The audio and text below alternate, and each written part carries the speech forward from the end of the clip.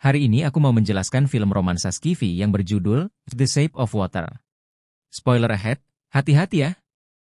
Film ini dimulai di awal 60-an di Baltimore, saat seorang wanita muda bisu bernama Alisa Esposito bangun di sofa. Dia punya kehidupan yang sangat rutin. Setiap pagi dia menyiapkan sarapan, mandi, dan memanjakan diri di bak mandi sebelum berangkat kerja. Dia selalu menyempatkan diri untuk mengunjungi tetangganya, Giles. Alisa bekerja shift malam di Ocom Aerospace Research Center sebagai petugas kebersihan. Temannya, Zelda Fuller, adalah cewek sederhana yang fokus pada pekerjaannya dan gak bikin masalah di kantor.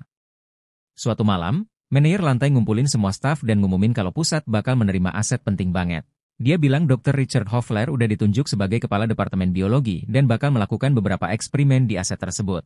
Tapi, tanpa diketahui orang-orang yang ada di situ, Hoffler sebenarnya adalah mata-mata Rusia.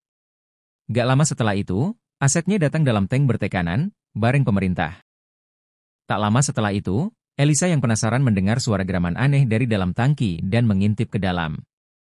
Ternyata, aset itu adalah makhluk aneh yang menjadi gelisah ketika dia menyentuh tangki. Makhluk itu kemudian menghantam kaca dengan keras, memaksa keamanan SEC untuk segera memindahkannya ke lab yang aman. Malam berikutnya, Elisa dan Zelda sedang lagi sibuk beres-beres sampah di tengah. Semuanya kelihatannya biasa-biasa saja sampai pintu lab tempat aset diambil terbuka lebar. Kepala keamanan, Strickland, keluar dari lab dengan tangan penuh darah, sementara ilmuwan lain dan beberapa tenaga medis buru-buru berlari untuk membantunya. Zelda menarik Elisa menjauh dari tempat kejadian. Nanti pas waktu istirahat makan, kedua teman itu ngobrol tentang apa yang mereka saksikan tadi, tapi obrolan mereka segera terputus oleh manajer lantai yang menyuruh mereka untuk bersih-bersih di lab. Setelah dua itu sampai di lab, mereka menemukan tempat itu dalam keadaan berantakan dan berlumuran darah. Meskipun begitu, mereka tetap melanjutkan pekerjaan dan mulai mengepel lantai. Tiba-tiba, Elisa menemukan jari-jari Strickland yang terputus di lantai dan cepat-cepat memasukkannya ke dalam kantong kertas. Zelda kemudian pergi untuk memanggil manajer, yang memberi Elisa kesempatan untuk akhirnya melihat aset tersebut. Ternyata, aset itu adalah amfibi mirip manusia yang disimpan dalam penangkaran di dalam tangki kecil. Beberapa menit kemudian, ketika manajer tiba, dia memberikan kantong kertas berisi jari-jari Strickland itu. Malam berikutnya, Elisa pergi bekerja dan langsung menuju laboratorium. Dia mendengar manusia amfibi itu berenang di kolam kecil dan merancang cara cerdik untuk membuatnya muncul.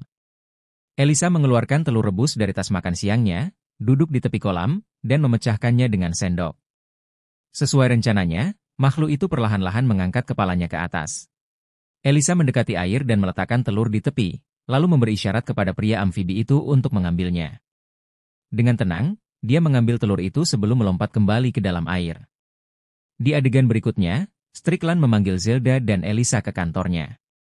Dia adalah orang yang sangat cerdik dan ingin memeriksa semua staf yang bekerja di pusat tersebut dengan seksama. Dia ingin tahu lebih banyak tentang mereka dan sangat tertarik pada masa lalu Elisa. Melalui penelitiannya, dia mengetahui bahwa Elisa ditinggalkan sebagai bayi di tepi sungai. Di tepi sungai, Strickland kemudian menyadari bahwa dia punya bekas luka di lehernya dan bertanya apakah itu ada hubungannya dengan dia yang bisu.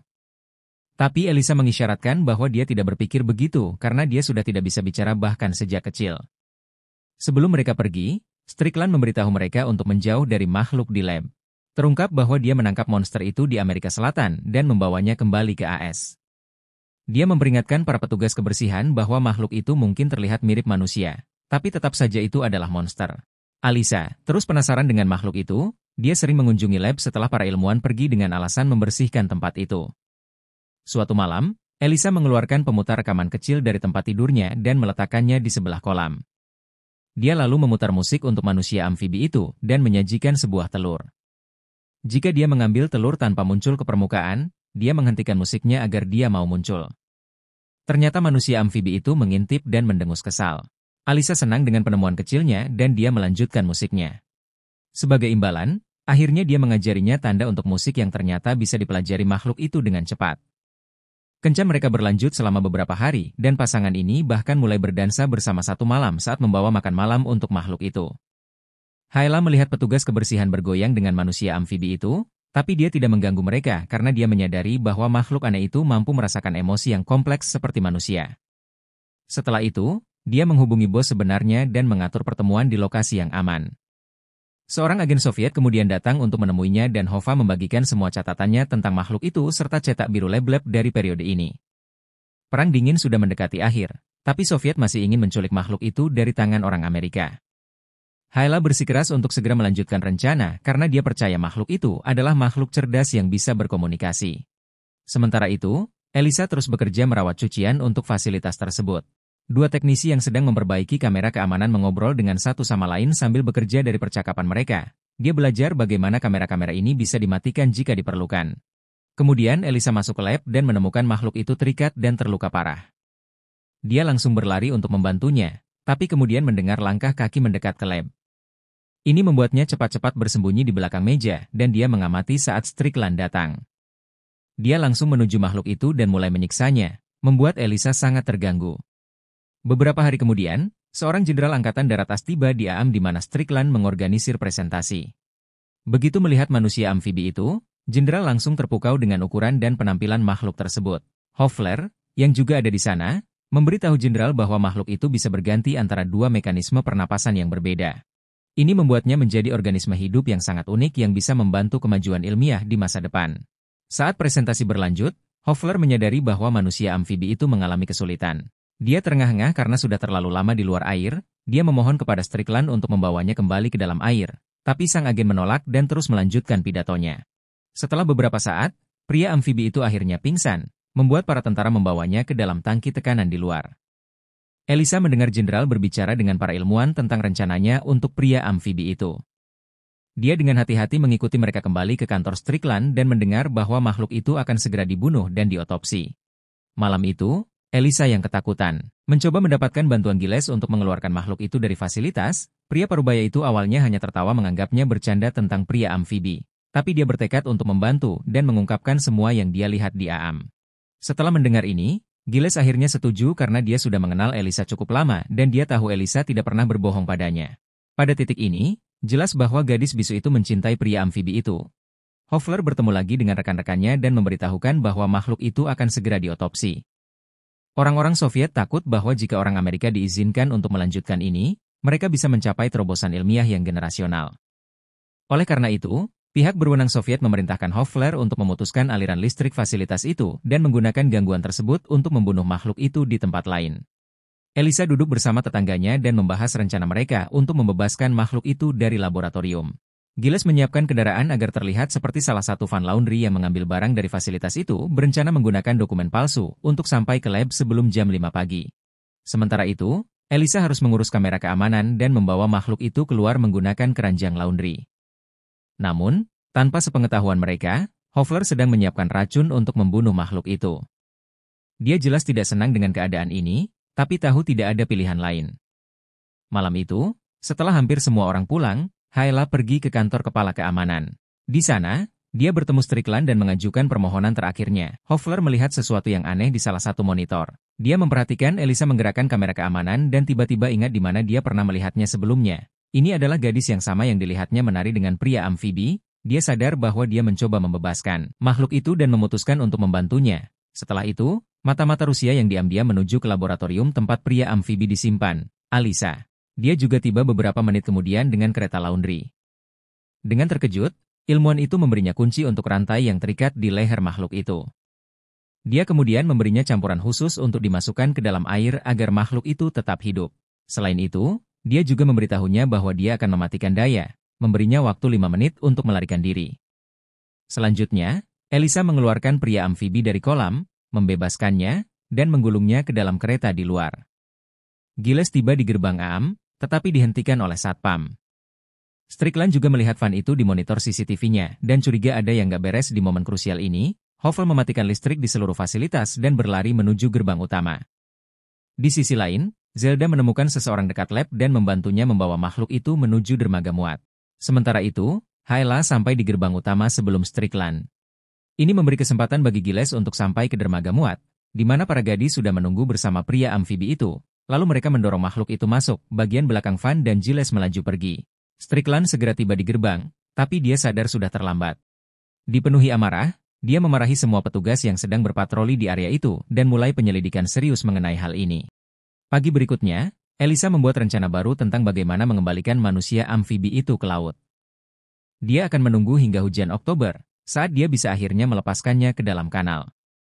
Elisa kemudian menulis catatan kecil di kalendernya untuk selalu mengingat rencananya. Hari-hari berlalu, Elisa perlahan mengembangkan hubungan romantis dengan makhluk itu. Dia bersama Zelda dan Hyla juga terus bekerja shift malam, berpura-pura semuanya baik-baik saja.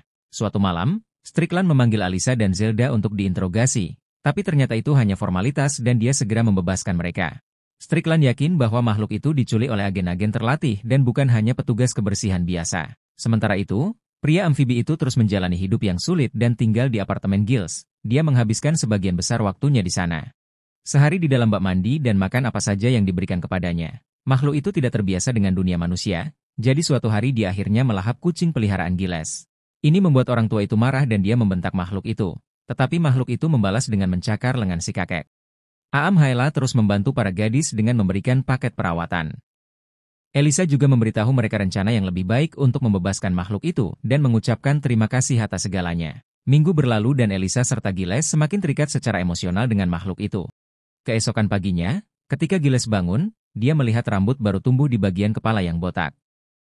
Suatu sore, Elisa membanjiri apartemennya dengan air supaya pria amfibi itu bisa berenang dan bernapas lebih mudah. Jelas sekali bahwa ada ikatan romantis yang kuat antara mereka dan akhirnya mereka berakhir bercinta. Cinta manis antara dolphin mutan. Bulan Oktober akhirnya tiba dan Elisa menyadari bahwa dermaga mulai dipenuhi air hujan. Pria amfibi juga kesulitan karena sudah terlalu lama jauh dari habitat aslinya. Kembali di Aam, Strickland gagal menemukan petunjuk yang berarti meskipun sudah berminggu-minggu sejak penculikan. Dia akhirnya mendapatkan ultimatum 36 jam dari jenderal untuk menemukan makhluk itu atau kehilangan pekerjaannya. Ini membuat kepala keamanan terdesak. Pencarian yang marah untuk mencari petunjuk tentang pria amfibi yang hilang akhirnya membuahkan hasil ketika dia mulai mengikuti Hova suatu sore. Dia mendengar ilmuwan itu merencanakan pertemuan di tempat yang tidak disebutkan, jadi dia mengikutinya secara diam-diam ke sana dan melihat Hyla bertemu dengan warga negara asing yang telah diidentifikasi pemerintah sebagai mata-mata. Strickland akhirnya menyambungkan semua titik dan menyadari bahwa ilmuwan itu sebenarnya adalah mata-mata Rusia. Jadi dia menyusup ke pertemuan kecil mereka dan membunuh semua orang kecuali Offler kemudian menyiksa para ilmuwan untuk mendapatkan informasi tentang manusia amfibi. Akhirnya, Strickland mengetahui bahwa staf kebersihan yang berhasil membohonginya dan melepaskan makhluk itu. Setelah mendapatkan informasi ini, Strickland pergi ke rumah Zelda untuk menanyakan tentang hal itu. Petugas kebersihan enggan mengkhianati temannya. Tapi si jahat itu memaksa suaminya untuk mengungkap semuanya. Sekarang dia tahu bahwa Elisa akan membebaskan makhluk itu dari dermaga kota hari ini. Begitu dia pergi, Zelda menghubungi temannya untuk memberitahu bahwa Strickland sedang dalam perjalanan. Elisa dan Giles pun mulai bersiap-siap untuk pergi ke kanal dan melepaskan Man Forever. Beberapa menit setelah mereka pergi, Strickland menerobos masuk ke apartemen. Di sana, dia melihat catatan yang ditandai di kalender. Dan sekarang dia tahu kemana mereka akan pergi dan mengikuti mereka ke lokasi tersebut. Di tempat lain, Eliza dan Giles sampai di kanal kota dan mengucapkan selamat tinggal pada yang megah. Makhluk itu mengucapkan selamat tinggal, tapi sebelum dia bisa terjun ke air, Strickland datang dan menembak baik makhluk itu maupun Elisa. Ini membuat Giles marah, dan dia menjatuhkan Strickland, memberi waktu cukup bagi pria amfibi itu untuk menyembuhkan dirinya. Dia kemudian perlahan bangkit dan mengarahkan semua kemarahannya kepada orang yang telah menyiksanya tanpa henti selama berminggu-minggu. Pria amfibi itu mengiris tenggorokan Strickland dan membunuhnya di tempat. Dia lalu membawa Elisa yang pingsan dan melompat ke dalam air. Setelah menyelam di saluran, dia menggunakan kekuatan ajaibnya dan menyembuhkan Elisa. Dia juga meletakkan tangannya di leher Elisa, dan bekas lukanya terbuka, memperlihatkan insang seperti miliknya. Seperti dalam film, suara dari Gil mengatakan bahwa pria amfibi dan Elisa hidup bahagia selamanya. Jangan lupa subscribe untuk video-video seperti ini, aktifkan notifikasi, dan beri like untuk mendukung channel ini. Terima kasih telah menonton.